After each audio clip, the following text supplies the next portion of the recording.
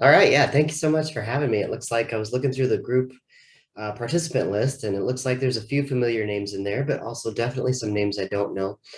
So 50 minutes is going to go really quick. I'll tell you that up front. There's going to be a lot of information. So, like Heidi said, I just want you to know that you have access to the slides and the information and some additional resources once we're done here at 11:50, and definitely reach out for more help.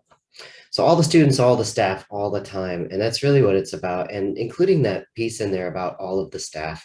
And I think that's important for so many reasons. And I talk to and I visit so many schools who unintentionally, I really strongly believe, are excluding some of their staff. And I think if we're excluding staff, we really can't be serious about asking teachers to include all of their students. So just a couple of things here. I will keep an eye on I'll try to keep an eye on the chat window as well, but I have some help, which is awesome. So feel free, anybody who's helping look at that chat window, to just stop me and interrupt if a question comes up that we need to discuss. I have no problem with that. I'm pretty flexible and willing to go off in slightly different directions if that's what the group's looking for. All right. So I want to point out a few things that we do that I require all of my staff to do every time they have a meeting or a presentation as well, which I think are really important to point out. And this is one of the things that I think leadership could be doing and should be doing in school buildings as well, pointing out the things that they're doing to promote and model universally designed practices. So some of the things that we do, we just are in the habit of doing every time we present or speak or have a meeting, and we just kind of let it go. And people just think, oh, that meeting went well, and don't really look at why or how we actively try to include people. Or another way of looking at that is how we actively make efforts to not exclude anyone. So these are some of the things that we just do that we kind of sat down and thought, yeah, we just do this all the time, but we need to talk about it to make sure people know why we do it. And they're all related to accessibility and designing things to be as universally designed as possible. And so on all the slides, you'll see the auto captions or auto speech to text open captions at the top of the screen. I'm just using the free ones from Google Slides. It's also built into Zoom. It's also built into Microsoft PowerPoint. We can also put them at the bottom or change the size of those, but those are free. It literally takes 2 or 3 clicks to turn them on.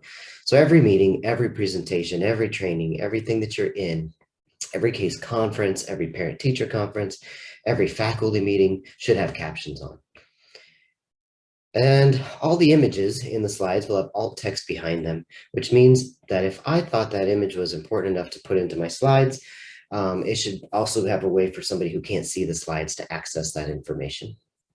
And that's the alt text descriptions behind those images, which is also pretty simple to do. It's built into Google Slides and PowerPoint and just about everything that you use. There's the option to right click on an image and add alt text behind it. You'll see simple backgrounds with high contrast real text and fonts without the little curly cues or the serifs. Digital materials provided for your own use. All the links will be shortened, QR codes whenever possible, and multiple opportunities to ask questions and try things and watch examples. And opportunities for follow-up support. So that's key. 50 minutes is not a long time. Even if we had all day together, that wouldn't be a long time. And you have to have the opportunity to kind of leave, play around with things in your head, and then ask questions later. And if you're like me, you think of those questions in the middle of the night, and then in the morning, things get busy again, and you forget to ask them. So an ongoing way where you can ask questions and provide feedback and network with other people is pretty important.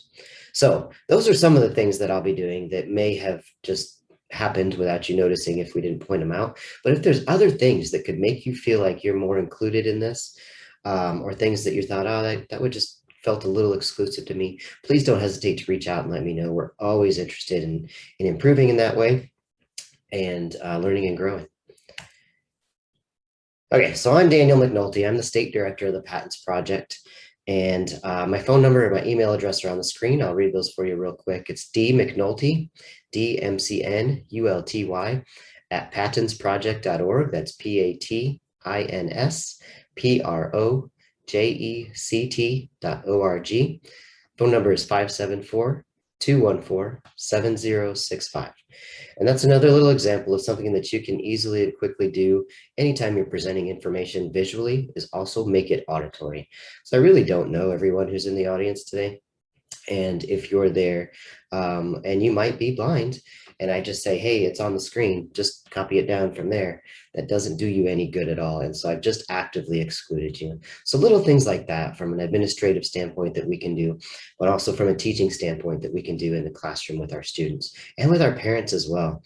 We really want parent involvement, of course, in all things. And we do things sometimes to exclude them if they're non-English speakers, if they're non-readers, perhaps, if they have a hearing disability, a vision impairment. You can also follow me on Twitter. I don't tweet a whole lot, but I do tweet on Tuesday nights when we have our Patents Tuesday night Twitter chat. It's always on things like universal design and accessible educational materials and assistive technology. And so we actually stopped the Twitter chat for the summer, but we're doing two special ones in the summer. The first one's on extended school year, or ESY, and it's actually happening tonight. So it's happening tonight at 8:30 p.m., just for a half an hour, 8:30 to 9 o'clock p.m. So just a little bit more about me. Some of my background is all in special education. So for the last 21 years, I've been working in special education. For the last 10 or 11 of those years, I've been the director of the Patents Project. For the 6 years before that, I was an Assistive Tech coordinator for the Patents Project in the Northeast 1/5 of Indiana. But I started as a paraprofessional and worked as a classroom teacher for 4 years in moderate and severe disabilities, K-6 classroom. And I have to tell you that the first bullet point on this slide says former anti-tech teacher. I was one of those teachers who didn't want a computer in my classroom. I didn't want a computer in my house. I was dead serious about that. And what changed my mind, really long story short, is becoming extremely frustrated with the lack of resources that I had as a moderate and severe disabilities intensive type of special education teacher. And finding a piece of software, which was word prediction software, and realizing that through that software, my students who were 100% non-readers and non-writers eventually became 100% readers and writers. And so what I realized through that process, without telling you the whole story, is that I can not like computers all I want, and that is perfectly my right. What is not ever okay is for me to let that preference dictate what I allow students show me that they're capable of doing. And so I tell the teachers a lot. They'll say things like, I didn't grow up with this stuff, can't teach an old dog new tricks, all the sayings. And I said, that's fine, you're allowed to feel that way. What you're not allowed to do is let that feeling affect what your students are able to show you they're capable of. And that's really hard to argue with, because that's really your job is to do that. It's not to impress your opinions on on students. So that's pretty important. And obviously I don't hate computers anymore. My mind has changed about that. But it's changed for really valid, real, practical reasons. And that is the biggest one. So my undergrad and graduate degrees are both in special education, intense disabilities. So like I said, it's important to extend the learning experience outside of the four walls that you might have with a student, or the Zoom room time that you might have with a student, the 45 minutes or the hour and a half that you have with the people you're with, and give them a way to extend the learning experience to 24/7 capability and not have to be in your presence as well. So time constraints, physical boundaries, and the way they prefer to interact with you. So they may not want to put their hand up in class and say, hey, can you tell me more about this? Or I don't understand, or you're going too fast. But they may tell you on a Padlet wall later. And so that's one of the ways that I've given you guys to interact with me and with each other as well. So you can use that QR code and scan it with any device you have. If you have an Apple device, just open your camera and point it at there, and it'll automatically scan that QR code. It'll pop up a little thing at the top, and you can touch that and open that Padlet wall. Alternatively, you can type in that URL into any browser window that you have, and you'll see some columns when you get to that blank Padlet wall. That Padlet wall is just for you, just for this session today. I'll look at it when we're done. I'll look at it again tomorrow. I'll look at it again next week. And as you think of things and want to ask more questions and talk to each other, or take notes, you can do that right on that Padlet wall. It's a way for us to all come back together again after this 50 minutes together is over. There's also a link there to the slides, just like the link to the slides is on the Project Success website. But there's a couple more things in there as well. A few handouts, a few one-page handouts. One of them's on UDO. Daniel, you have a question in the chat. Heather would like to know, do you have an Instagram that she could follow? Thanks for stopping me, Heather. No, I don't. Actually, I do have an account but I don't even know what it is, and there's absolutely nothing there yet. So you've just pushed me to realize that it's time to get busy on Instagram. So I'll figure out what my account is before we're finished here, and I'll put it in the chat window. But good question. And I'm just curious. I know we don't have a whole lot of time for discussion and things in this session, but if you're using Instagram for educational purposes, either for your own professional development and or with your students, I'm really curious about that. Maybe put that in the chat window or put it on the Padlet wall. And I'm really interested in learning more about that. All right. Okay, so patents. This is the only time you'll really need to know this, but it is an acronym that stands for Promoting Achievement Through Technology and Instruction for All Students. The other icon that is on the screen is the ICAM. It's the ICAM. That stands for the Indiana Center for Accessible Materials. So I just like to include both of those on this slide so that people understand that the ICAM, the Indiana Center for Accessible Materials, is part of the patents project, that we're not two separate things. So in Indiana, the patent's mission is to really support Indiana public schools in creating and sustaining an equitable learning environment for every student. And we do that through three main lenses. The first is universal design for learning. Second is assistive technology, and the third is accessible educational materials. So when you do get the slides, those are all three hot links, and they'll take you to those applicable pages on our website. But back in 2002, the Patents Project started a Universal Design for Learning pilot program in the state of Indiana, where we would work with a school building for 3 years at a time. And we worked with about 52 of those buildings over the course of 2002-ish to about 2009. And then that project was stopped. However, a lot of the people that were on staff then or in classrooms, in those UDL classrooms, including myself, are on staff with Patents now. So we've been doing the universal design thing for a long time.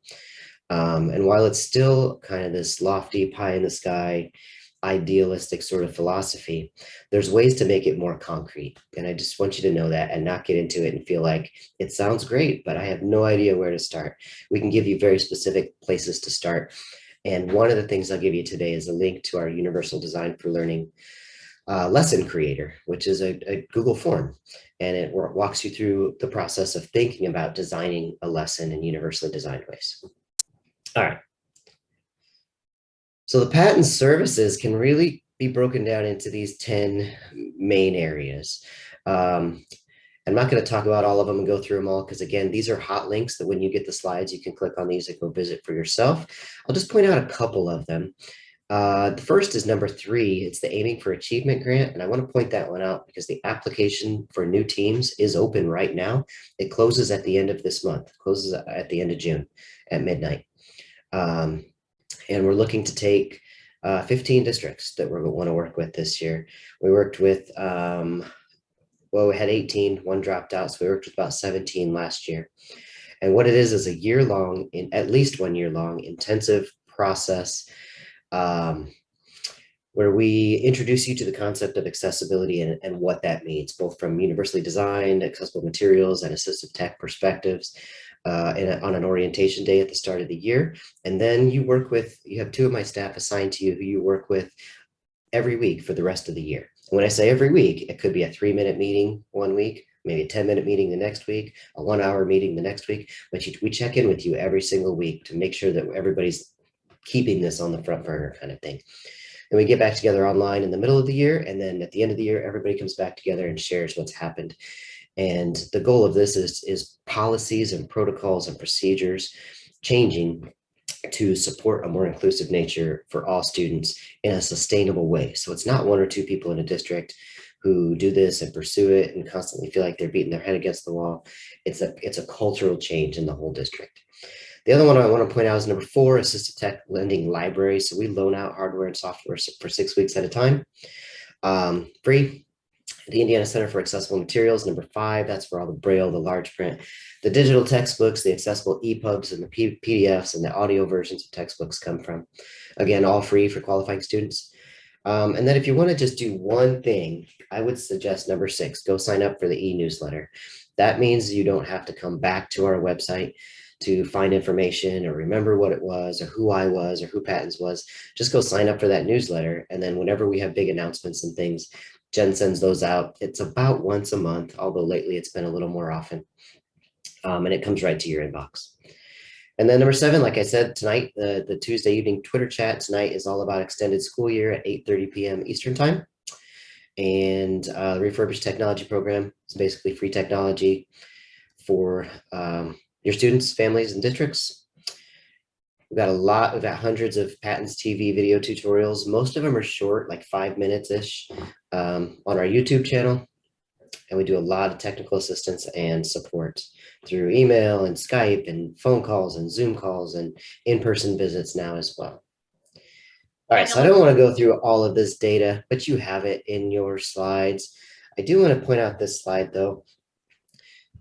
That shows that we really work with a lot of districts. We work with, over the last 3 years or so, 100% of special ed cooperatives. Not quite as many of the individual districts, but the vast majority of individual districts we have worked with over the last 3 years. And almost, well, I guess a little less than half of the unique school buildings. Daniel, a couple of questions in the chat are about, is the grant only for Indiana? And is your work only for the state of Indiana districts? Yeah, good question. So yes, we are funded through the state of Indiana to provide these services to Indiana. We do some sessions and presentations, especially when it's virtual and there's, really no extra costs involved, where we have people attending from out of state. And we partner with out of state folks, including like national groups through other OSEP projects, for example, like the National Sites and the National Accessible Materials Center. But as far as our direct services go, yeah, it's just for Indiana. So definitely the Aiming for Achievement grant is just for Indiana districts. And it is a district-wide thing. Not to say that we can't start a little bit smaller, but I'm very upfront about saying that to make this work, it has to be a district-wide initiative from the start. And we've learned that from the many years of doing the UDL pilot program. So Alana asked that question. Oh, and Heather as well, districts in Indiana. So yeah, our direct services absolutely are just for Indiana, but that doesn't mean we can't talk, or you're not welcome to join into trainings that are already going on when there's space. And most of the time there's space, especially when they're virtual. All right, and thanks Heidi for putting that link in that chat window. All right, so quick poll, and you can just put it in the chat window if that works. Assistive technology, A, applies to all learners. B, is sometimes cheating. C, is individualized and specific. Or D, is usually expensive. What do you think? Just put the letter in there. See some A's, a C, lots of A's, a couple of C's.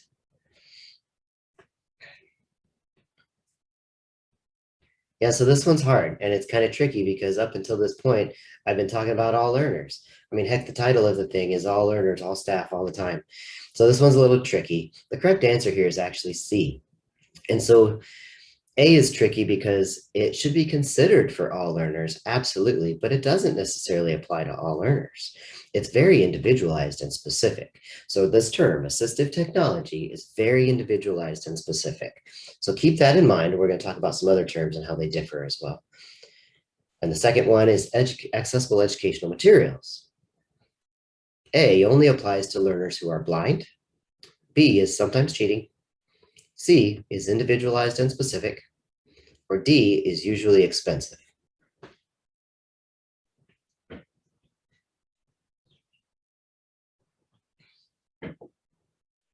See a lot of C's.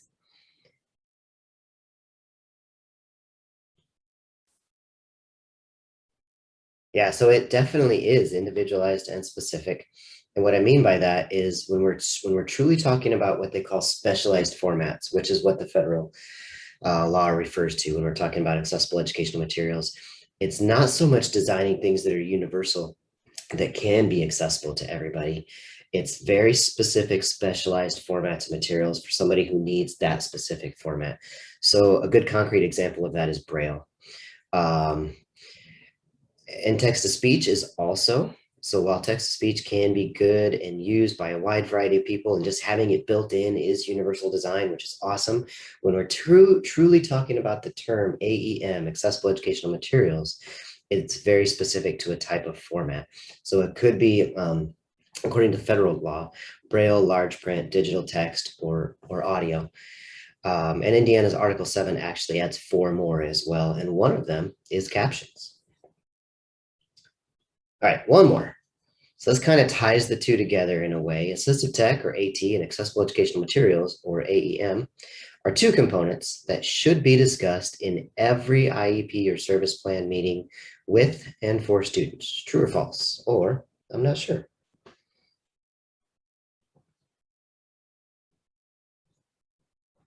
Good, I see a lot of trues.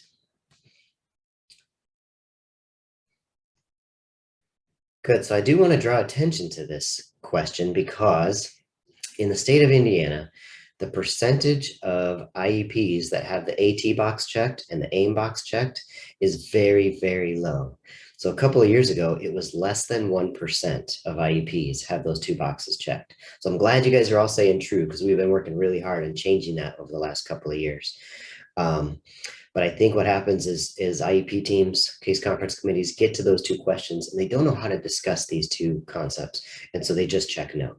Because it's hard to say, yes, the student needs something that I don't know how to do. I mean, that's a really hard thing to do.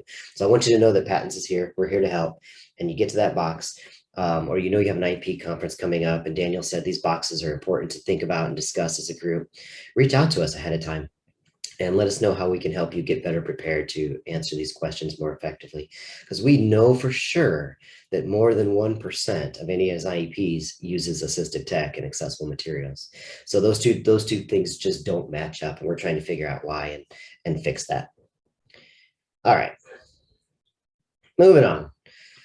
So I guess we'll do this real quick. I just want you to think about a time when you haven't felt like your voice carried any weight, or a student you've had, or maybe a friend you've had, a family member who there's more going on that they just don't share or can't share for whatever reason, and maybe a time where you just weren't able to truly demonstrate what you're capable of doing.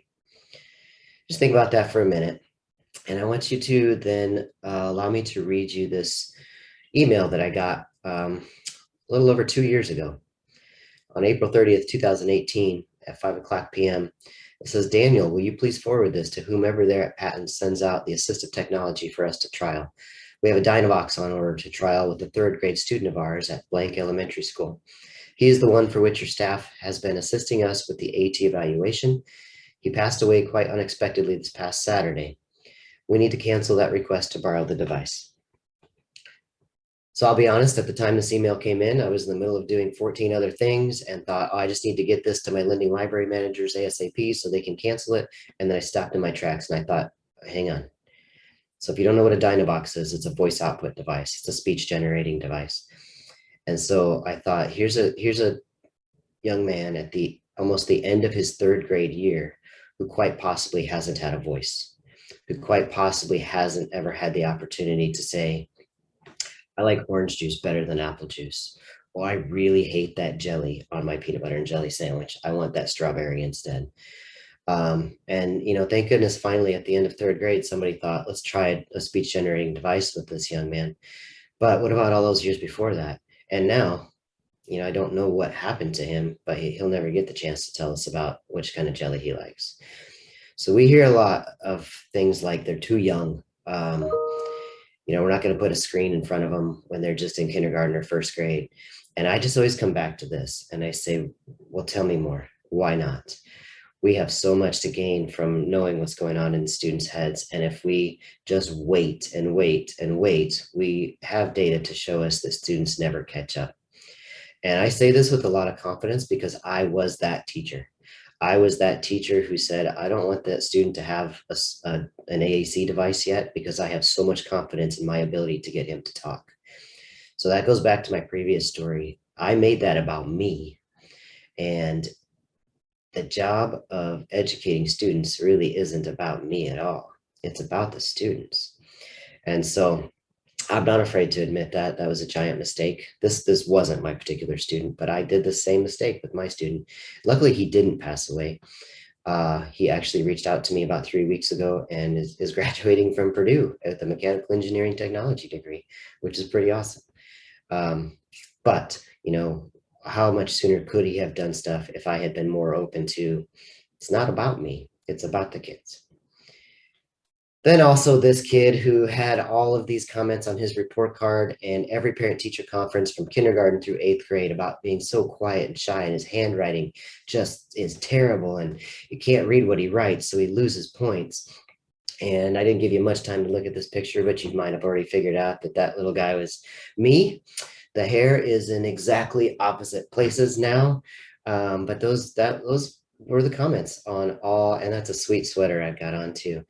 But those were all the comments on all my parent teacher conference report cards and comments to my parents. And I just look back now and I think the two things that were most important to all those teachers of mine are probably the two things that are least relevant to my success as an adult now, as a professional. And I'm not shy. I've never been shy. I speak for a living pretty much. And I haven't handwritten anything for a professional reason in probably close to 25 years, except for my signature, which is really a scribble. It's not even letters. The D is kind of a D, but it really just looks like a triangle. And then there's a scribble that follows it. And so I just wonder, had I been given something else to write with besides a pencil, because that's all it was for me, is I hate the sound and the feel of a wooden pencil on paper. I'm fine with a pen. I'm fine with a marker. I'm fine with like scratching it on a piece of stone, but I just hate that wooden pencil on paper. And all it would have taken was one teacher just to say, here, use this pen. And they would have gotten so much more out of my head and maybe done so much more with that. So think about what we're doing, why we're doing it, and what we're measuring, and is it really what we want to be measuring? They didn't really want to be measuring my handwriting ability. They wanted to know what was going on in my head. If I could write, if I could spell, if I could phonetically sound out things and then produce that in writing as well.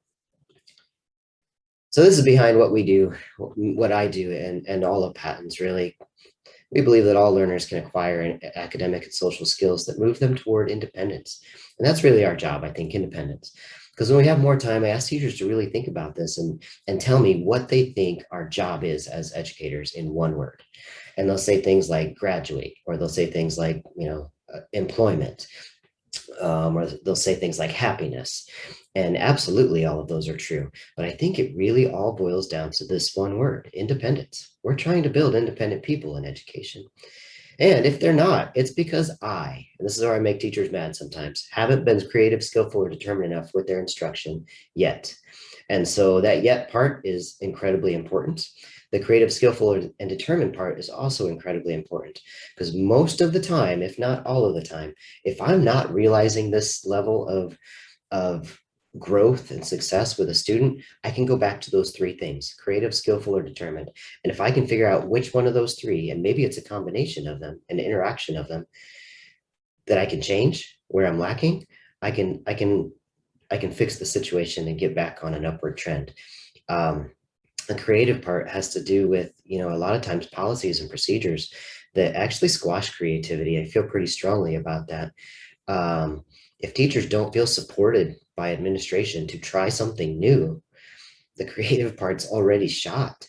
And one thing that can be really important there is including universal design for learning characteristics and features and concepts in teacher evaluations, and also including universal design for learning in the hiring process. So teachers know that this is a culture of this school from the start, and it's part of the the hiring process, but it's also part of my evaluation process. Skillful part is pretty easy to change. There's lots of ways to acquire skills, coming to stuff like this, reaching out to the earns, just Googling, YouTube, lots of ways to gain skills. The determined part sometimes is related closely to the creative part, and it has to do with feeling burned out. And thank you guys for being here, by the way, in June, which is pretty awesome. Okay, so Dignity of risk is a concept I'm not going to spend too much time on, and I think you've probably heard it already in some of the other sessions, which is awesome. But it's allowing and expecting yourself and your students the opportunity to fail, the opportunity to explore things and try things. And that's really where learning happens. And so lately I have something I've always wanted to do, and I've just pursued it within the last year, is teaching new motorcyclists how to get a motorcycle license and be safer riders. And one thing that is absolutely true that I have learned is this: people have to be allowed the opportunity to fail in order to feel proud. And so one concrete example is using that voice output device that we talked about before, and not putting any inappropriate words on there. If the only things that student can say with that device are appropriate things, you're effectively denying them the opportunity to feel proud about not saying the F word in the middle of class. Other students have to make that choice. And when they don't make that choice, um, there's punishment and there's things that happen. And when they do make that choice, there's reward. And those are natural things that we are actively denying some kids the opportunity to experience. So it's really about this. Are you willing, permitted, and able to teach differently, not just teach with different tools? And that might sound a little bit strange coming from the director of a technology project, that it's not about the tech tools. It's not about the cool iPads and this and that. It's about teaching differently with those tools. It's about what those tools allow us to do in ways that we haven't done before. So the willing part has to do with culture and your attitude. And that's sometimes the hardest and the most difficult and longest one to change. The permitted one has to do with those policies and protocols that are on file, which matter tremendously. And the able part has to do with those skills that you can get from stuff like this, reaching out to the patent specialists, Google and YouTube and all of the stuff on the patents TV, YouTube channel. Lots of ways to improve that able part. It's the willing and the permitted part that takes some time. And this, by the way, is what's behind the aiming for achievement grants. It's changing all of that to change a culture that's sustainable, even if one or two key people leave in that district. All right, so we're going to go through this slide. I've already talked about those three things: the willing, permitted, and able part. And we're going to go through these as well. So there's a few things I want to get to. If you've ever seen me talk before, I almost always use this slide because it's pretty concrete. Are you qualified to continue in this class today? And it's a one-question quiz. And it's on the screen. I'm not going to read it for you. I'm not going to provide it for you in any sort of translation. It's there. It's a question you've been taught the answer to probably 10,000 times. You know this. Just try really, really hard.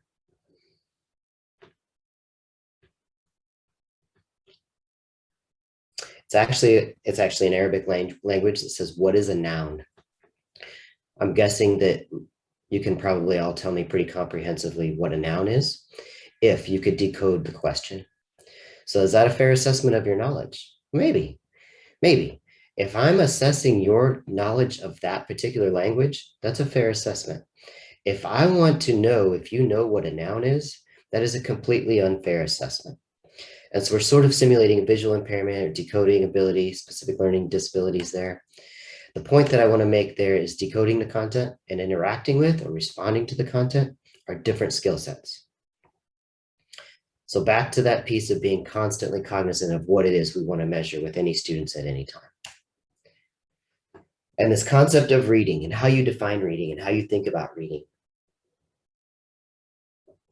So this year, for the first time ever, text-to-speech was permitted on the state assessment, on all parts of the state assessment, including the reading comprehension part. That has been a long time in the making. And I know the checklist of going through and figuring out which students should have it, which students shouldn't have it, maybe it wasn't easy, maybe wasn't clear from the start. But keep in mind that that's a giant step forward in realizing what I just told you, that decoding the content and interacting with the content are two different skills, both important, incredibly important to still teach systematic reading instruction. but not to let the interaction with the content be delayed if phonetic decoding is delayed, for example. So we've got three kinds of reading: visual reading, which is kind of what we might think about traditionally. You take a piece of paper, looking at it with our eyes, taking in that information, decoding it. I've got tactile reading, which might be something like Braille, large print, tactile graphics. And then we've got auditory reading. And this is where I'm going to ask you to maybe change something that you do. So if you ever say things like listening to a book, instead of saying that now, say, I read that book auditorily. I didn't listen to that book. I read that book auditorily. So auditory reading. So it's very different for me to look around and see things than it is for me to read with my eyes. Just like I can hear all kinds of things right now, but that is a very different thing than the skill of reading auditorily. And so saying I listened to a book doesn't really imply that you processed or comprehended any of it. I read it auditorily implies that I had to have some skills in place there, just like with my eyes. What it does is moves us away from that notion that it's cheating to read auditorily. All right. And a perfect example of that, Kaylee was a student from a few years ago of ours in one of the Aiming for Achievement grants. Actually, she was a triplet, and she was very much a struggling reader with a Lexile of 0. Her sisters were great readers. And when asked what she wanted to do most in class, she wanted to contribute accelerated reader points to her class, which, regardless of what we think about accelerated reader, pretty cool that her biggest goal was to read in class, but she couldn't. She was really struggling. So we got her accessible materials, and we got her a screen reader and taught her to use that. I shouldn't say we, her school did. And over about 6.5 months. And then after that 6.5 months or so, during that 6.5 months, she was using the screen reader with the accessible materials, accessing content, reading books auditorily, contributing to her class. And then we took those things away. And I don't normally advocate for pulling away accommodations when they're working. But this was really interesting, and she'd made so much growth so fast that we talked to her, and she's like, that's cool. So we tested again, and she jumped to a Lexile of 271 after those 6.5 months of using the tools. And so what that absolutely reaffirmed for me was that during that process of using text to speech and having accessible materials, she was actually also learning to read. Because when we took those tools away, she had showed us that she had made reading growth. And so that's a huge thing as well. It doesn't prohibit the learning of reading. It actually very much encourages it. So we know for certain that the greatest predictor of reading growth is time spent reading, which is really simplified, right? So we know that if students can't read, they're spending 0 time reading. So we can very accurately predict they're going to make 0 growth in reading. If we give them a tool such as text-to-speech to access reading and become readers, read auditorily, read tactilely, they can have the opportunity to spend time reading and to make growth. All right. I'm pretty visual usually, and so I like to include this slide to talk about these 3 concepts that we've been discussing. UDL, or Universal Design for Learning, AEM, or Accessible Educational Materials, and AT, or Assistive Technology. So on the far left, we've got a picture of the Guggenheim Museum, which is a spiral ramp from the top of the building to the bottom of the building. And the key there is it was built that way, because there's lots of ways that I can get up a spiral ramp. I can walk, I can roll, somersault, breakdance, cartwheel up a ramp. There's only one way, though, that I can get upstairs. So the key there is that was built to be a little more accessible from the ground up. That's universal design. It starts to look at the curriculum and the physical space as being not the best because it doesn't fit every student, as opposed to looking at individual students and saying something's wrong with them because they don't fit the curriculum, they don't fit the space. So that's what I really love about UDL is it stops looking at people as being broken and starts looking at systems and curriculum and physical spaces as being broken because they don't fit all the people. And back to my very first statement is about the staff as well. So, and you don't have to be perfect right away, but small changes can make a big difference. So if you are in a position where you have the opportunity to actively include more staff by doing things like turning on the captions, making things available both digitally and in paper, and allowing them to maybe not have to come in person for everything. Sometimes virtual is okay, or the opportunity to respond anonymously to some things if they choose. Um, is important, and including all staff, of course, eventually has the trickle down effect of including all students. So then we have in the middle, accessible educational materials. Those are the materials themselves that we've talked about, the specialized format of the same content. And then the far right, we've got assistive tech, and I've got a picture of Band-Aids there. The Band-Aids are there because we don't put a Band-Aid over a whole class. We put a Band-Aid on one student. We put a Band-Aid on one injury on that one student, and it's going to get old, get dirty, fall off, and have to be replaced. That's assistive tech. It's for one kiddo at a time. It's usually for one barrier for that one student at a time. And it's going to get old, outdated, have to be updated and fixed and repaired and replaced. That's assistive tech. All three of these are very closely tied together sometimes, very similar, but also very different in some ways. All right, we're going to click through here. I don't want to watch this video, but it is a good video to sort of help you understand universal design for learning if it's a new concept for you. Again, you got the slides. This is a hot link. But I want to move on to something that the patent staff did extremely well last year at our Access to Education conference, which again is coming up in November. It will be virtual again this year. And we have this virtual reality experience and a UDL classroom Padlet. These are both hot links as well. Really cool opportunity for you to go and explore some things that the patent specialist put together in an extremely well done fashion. Okay, so expectations. I know we only have 5 minutes left. I told you this would be a lot of stuff and I'd go through quick, and probably not get to everything, which I won't. But expectations are quick predictions that we make about people and what value they'll add to whatever the task is that's at hand. And we do that based on a lot of things. We do that based on the IEP that kids come with. We do that based on maybe the brother and sister that we had. Maybe we had their mom and dad a few years ago. Maybe we saw them in class. Maybe we read the police reports. We make predictions based on a lot of things. But what we don't do often enough as teachers, I think, is base our expectations for a student on trying 5 different ways for them to show us what they know. And I know that's a lot of ways, like that's a lot. And you can't do that for 30 kids in a classroom, but you can do that for 1 or 2 or 3 or 4 or 5 in a classroom.